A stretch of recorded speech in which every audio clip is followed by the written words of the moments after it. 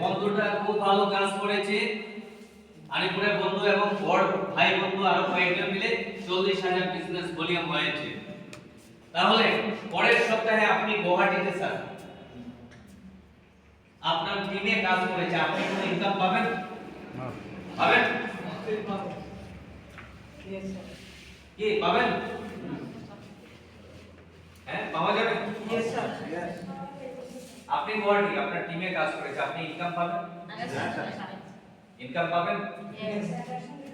হ্যাঁ দেখো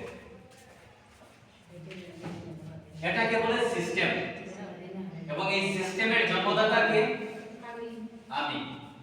সিস্টেমটা কার থেকে উৎপন্ন হয়েছে? আমার থেকে।